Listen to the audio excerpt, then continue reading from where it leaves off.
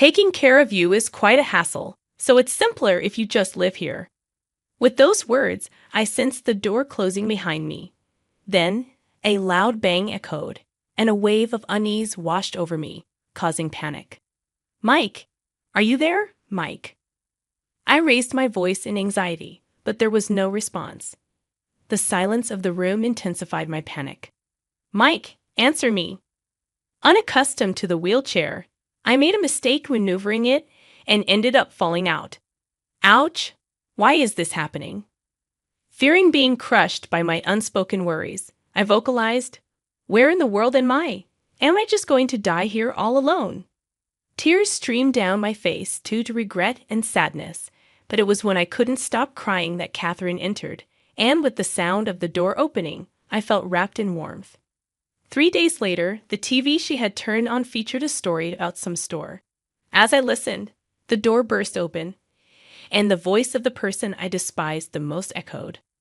"I'm Catherine, a 32-year-old working woman doing my best at a major company every day. Since childhood, I had a dream, saw it on TV, and was enchanted. Now, I'm working hard every day to save up for it." The person I despised turned out to be my husband, Mike. He fell for my dedication, and our relationship started when he was my trainee. Smitten by my hard work, he supported my dreams, and after several years, we got married. Both of us working at major companies, financial issues weren't a concern even as I set aside some of my salary for my dream. Emily, my best friend since high school, shared the same dream, creating a deep bond between us. "Hey, Catherine, how's it going on your end?" Emily asked. "All good, Emily. How about you?" "We're just a bit short of our target amount." Emily and I supported each other, working hard to make our dreams come true. Before I knew it, my dream had become our dream. One of my monthly pleasures was checking the balance of my dream savings account, feeling excited as we got closer to realizing our dream. As I checked the balance this time, shock coursed through me.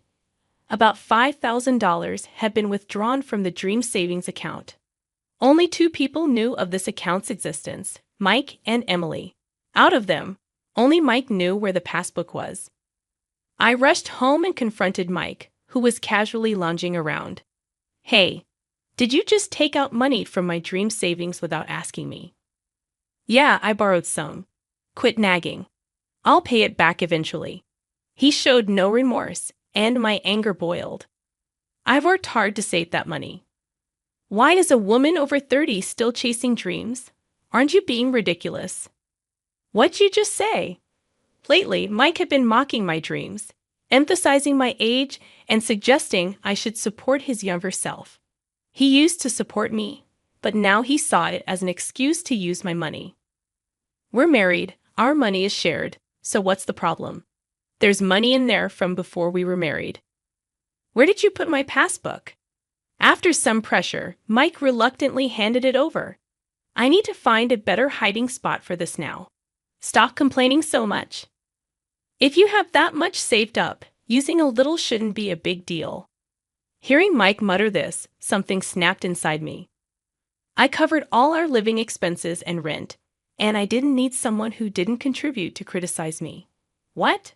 There's a significant pay difference between us. Although I started working before you, I've maintained the top performance spot because of my age.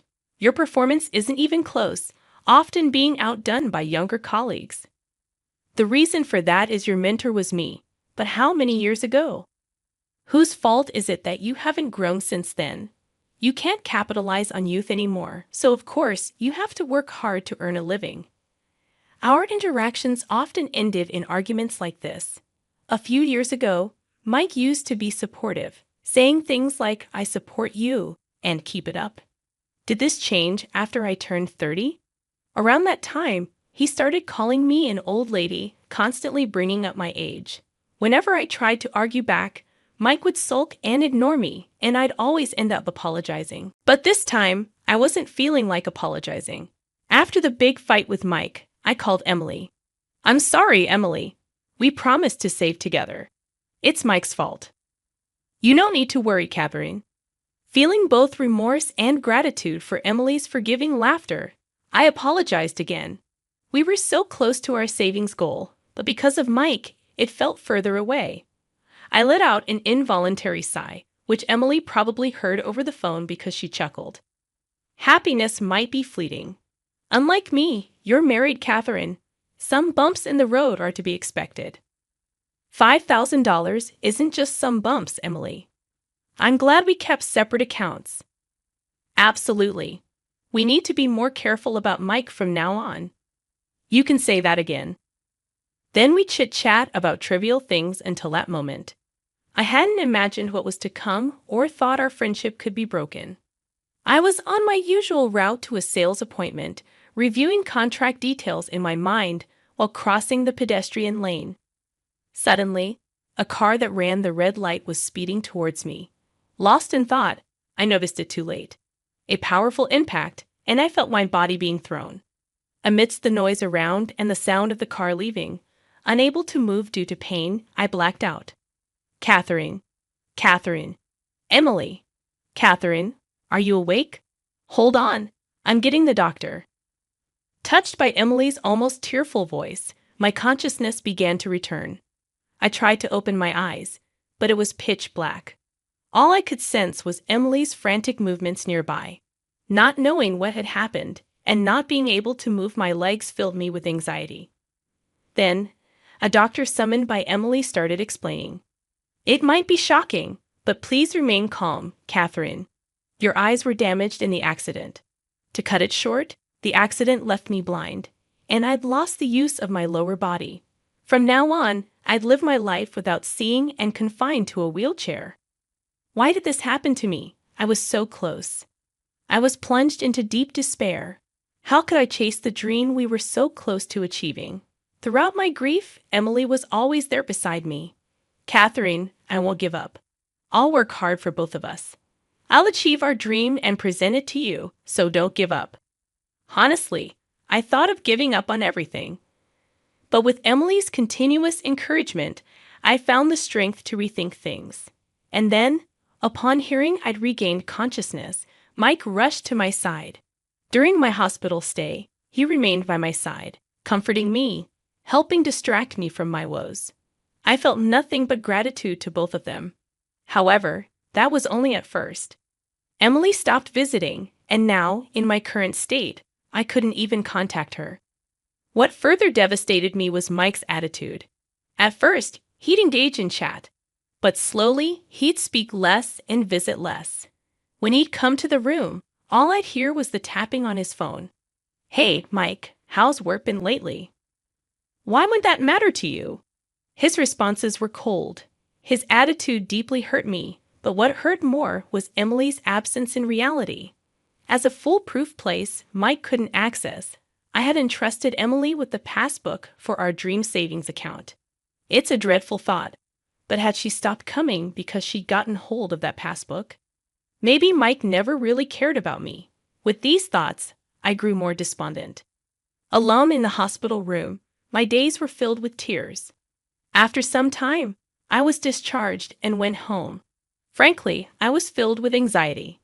It's okay. I'm here for you.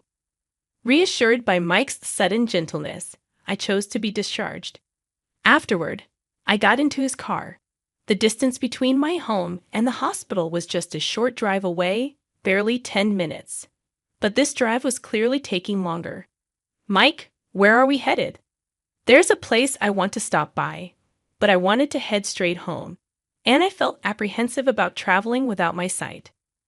Sensing my reluctance, Mike spoke in a soft tone. There's a place that'll help take your mind off things, even if you can't see. It's related to your dream, you know, my dream. The first person who came to mind upon hearing that was Emily.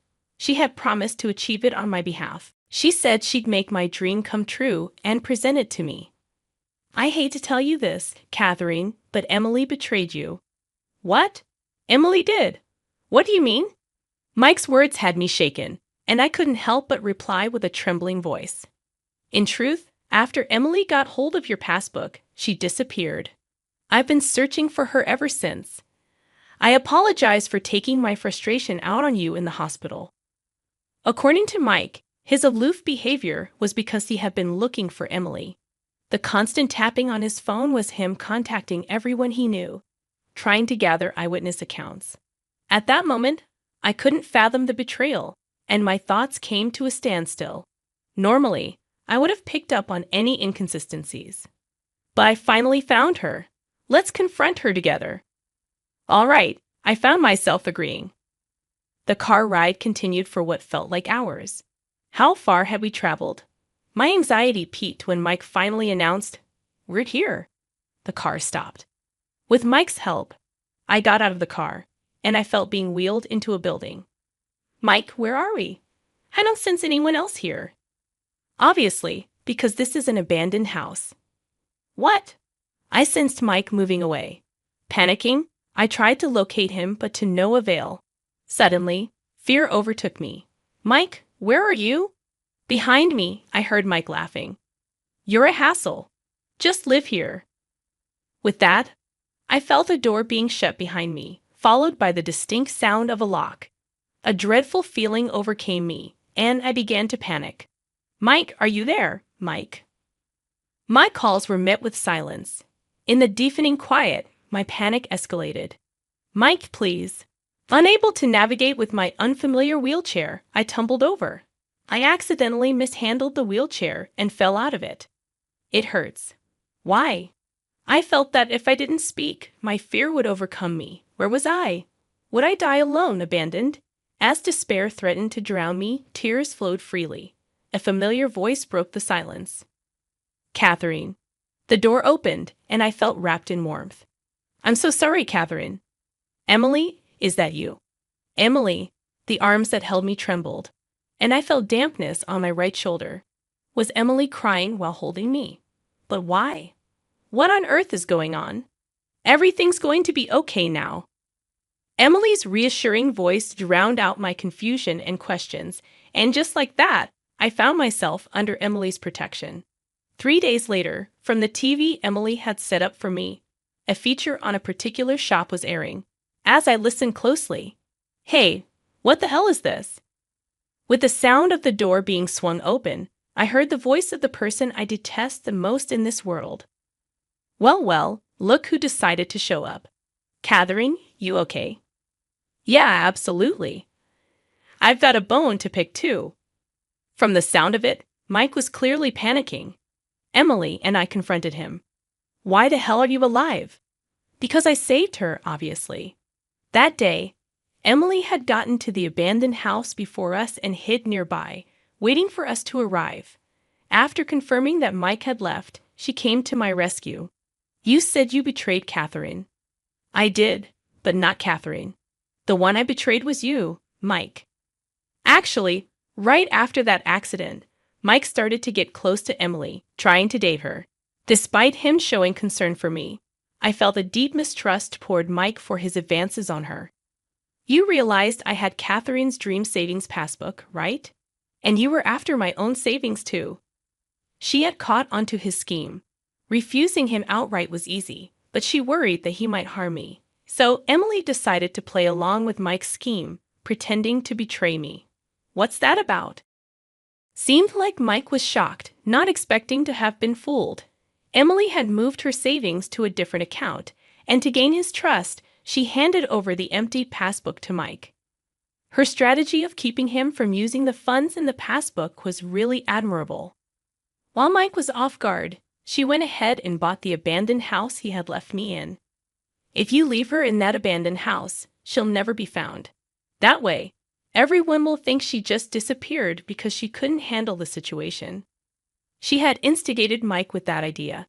As a result, Mike, without any suspicions, left me in the abandoned house, and I was safely retrieved by Emily. You were so gullible, Mike. Thanks to you, we could achieve our dream of opening our vintage cafe. Yes, our dream was to run a vintage cafe. Emily had renovated the abandoned house, and it had its grand opening just yesterday. And until a while ago, they were doing a live TV broadcast of it. What had been playing on TV was from that time. Mike probably saw the broadcast in real time and rushed over. That can't be.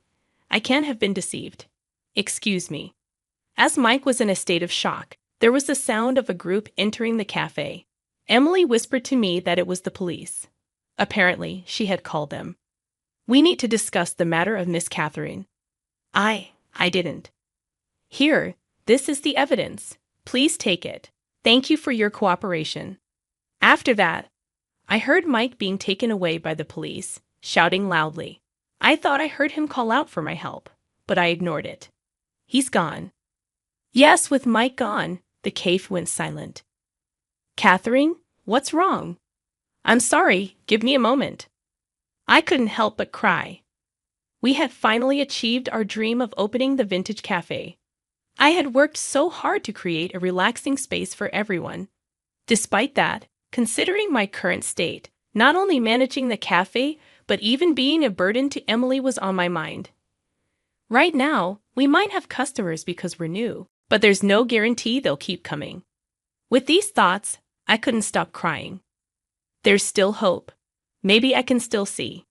In fact, I had eye surgery at the time of the accident, and because of that, I currently wear an eye patch.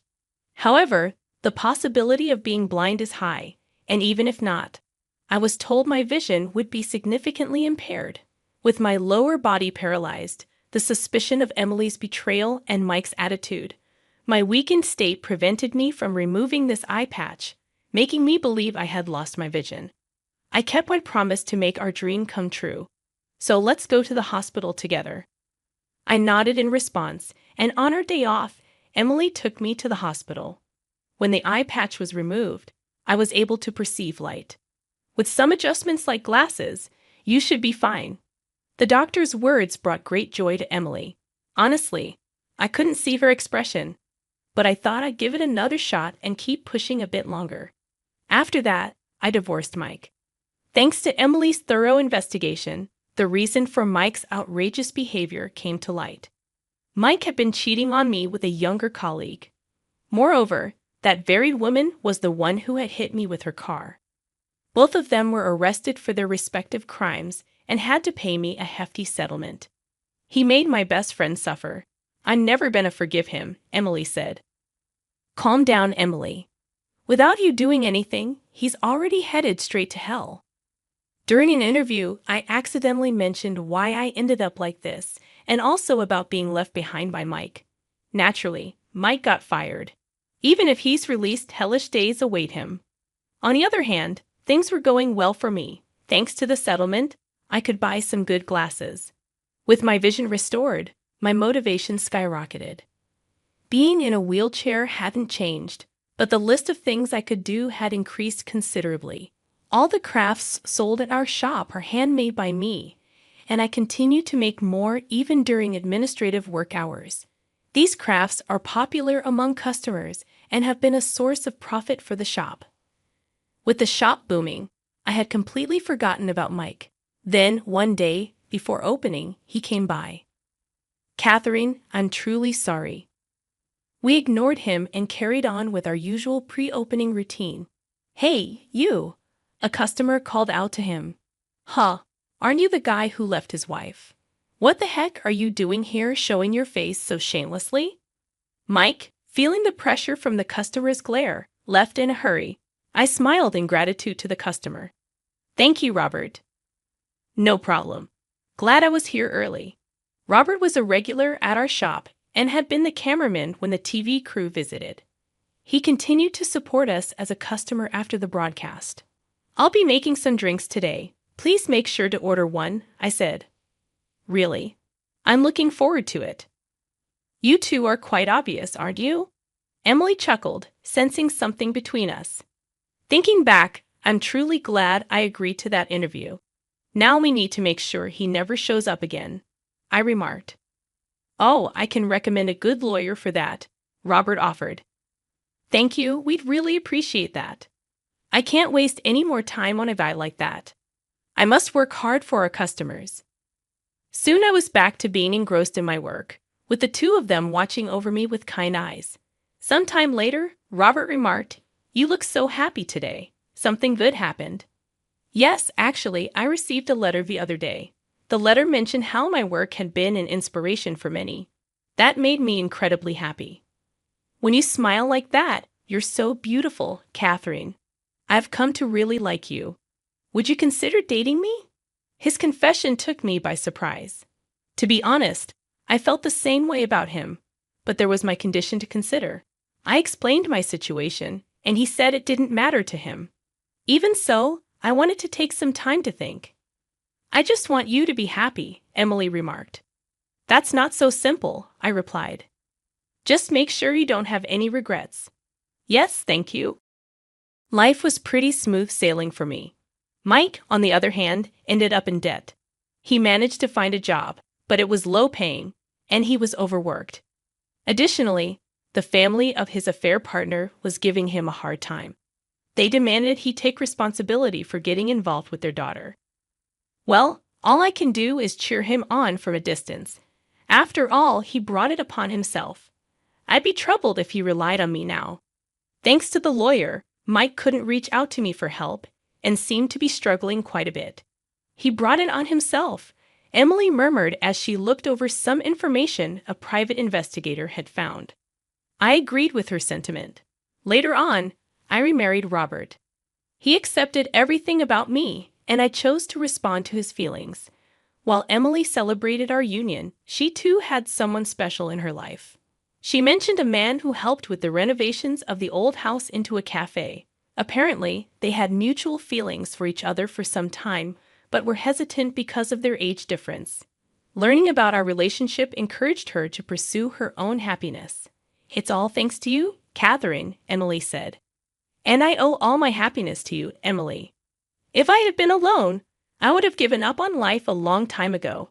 I'm truly grateful for having Emily by my side. Will you continue to stand by me from now on? I asked her. Of course. I finally feel like I've repaid the favor. Confused by her words, I tilted my head. You saved me during our school days, Emily explained. Apparently, Emily had felt isolated in middle school. When we met in high school, I'd been kind to her, and that changed everything. Because I believed in her dreams and supported her, she felt motivated to keep going. Hearing this, I felt tears form in my eyes. I decided that we should continue to cherish the bond between us,